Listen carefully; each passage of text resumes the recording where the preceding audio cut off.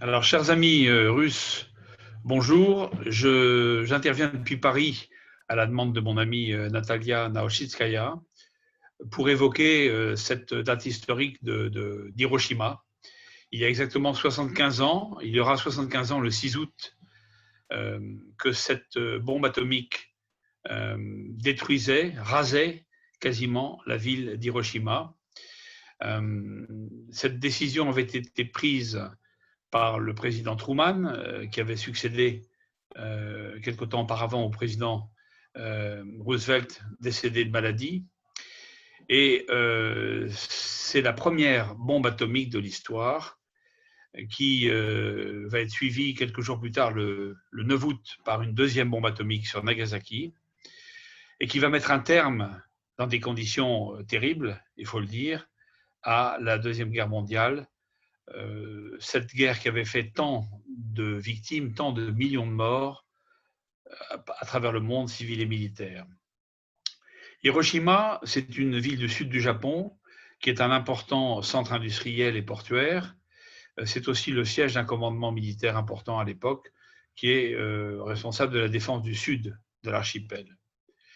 La ville d'Hiroshima compte alors 340 000 habitants, dont 250 000 vont mourir de cette tragédie, 75 000 immédiatement, au matin de ce 6 août 1945, et les autres, les suivants, dans les semaines, les mois, voire les années qui vont suivre.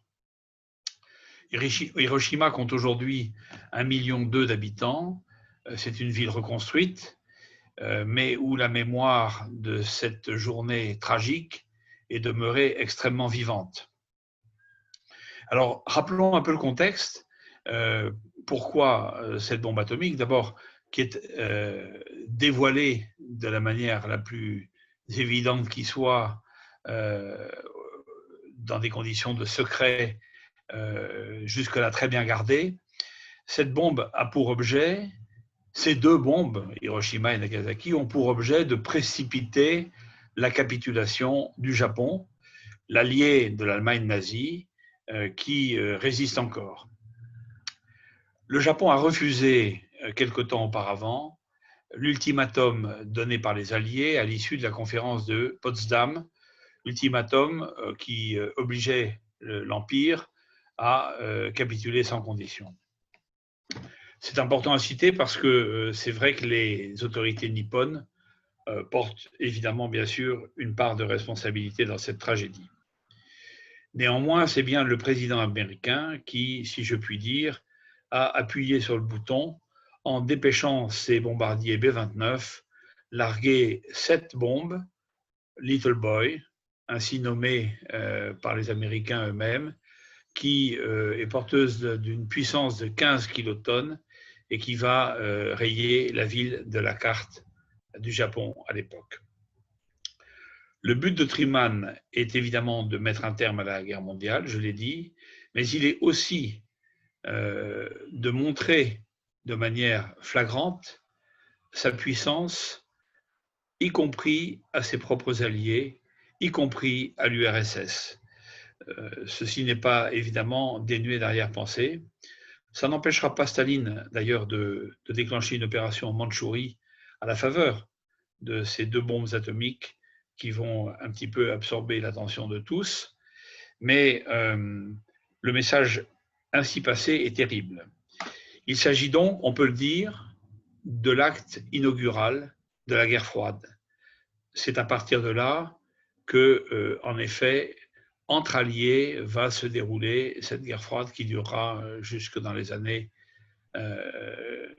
80. Le 2 septembre 1945, c'est la fin officielle de la guerre mondiale par la capitulation sans condition de l'Empire du Soleil levant. Un nouvel ordre mondial va se bâtir peu à peu. Il était d'ores et déjà en construction depuis la conférence de Yalta, mais l'ONU va apparaître en particulier, mais Hiroshima et Nagasaki vont évidemment laisser des traces dans l'histoire. Il s'agit en effet de crimes de guerre, on peut le qualifier ainsi, dont les USA, il faut le souligner, ne s'excuseront jamais. Alors certes, aussi bien d'ailleurs l'Allemagne nazie que l'Empire du Japon ont eu aussi leur part de crimes de guerre terribles durant cette guerre mondiale. Mais au plan moral, le vainqueur ne l'est finalement que par l'emploi de cette arme atomique encore secrète et qui n'a pas fini de défrayer la chronique. L'intransigeance des Japonais en est une cause, évidemment, mais la décision du président Truman pose tout de même la question, la fin justifie-t-elle les moyens?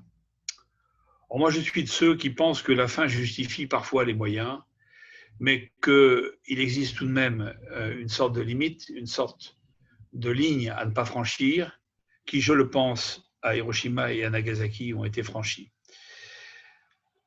Au plan politique, il faut souligner que l'emploi de cette bombe atomique va dans le sens très clairement de la volonté américaine, qui n'a jamais démenti au cours des décennies qui vont suivre, d'imposer au monde l'unipolarité, son unipolarité, au détriment de la multipolarité, qui est à mon sens un gage de paix et qui est conforme à l'esprit de la conférence de Yalta.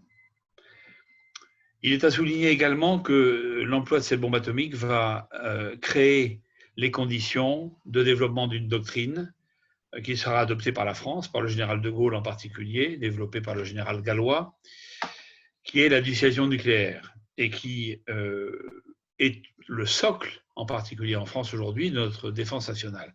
Toujours le socle de notre défense nationale et qui est convoité, en particulier, on le voit bien aujourd'hui, par les Allemands qui aimeraient profiter de l'Union européenne et de ce couple franco-allemand pour partager en quelque sorte cette dissuasion nucléaire avec la France, ce qui est tout simplement absolument impossible, car la dissuasion nucléaire est un élément fondamental de la souveraineté. Voilà ce que l'on peut dire très rapidement depuis la France, ce que je peux dire à titre personnel de ce drame terrible qu'a été l'emploi de la bombe atomique à Hiroshima puis à Nagasaki, et dont il faut nous souvenir parce que nous sommes dans un monde dangereux, difficile, et dont on voit tous les jours que l'équilibre peut être remis en cause de manière sérieuse. Et derrière l'équilibre qui peut être remis en cause, il y a évidemment la paix, qui, à mon sens, est le bien le plus indispensable au peuple pour se développer et prospérer. Voilà ce que je pouvais vous dire. Je vous remercie de votre attention et j'espère que vos travaux seront très fructueux. Je salue mes amis russes et mes amis d'autres pays qui se réunissent autour de ce thème d'Hiroshima, la première bombe atomique dans l'histoire. Merci.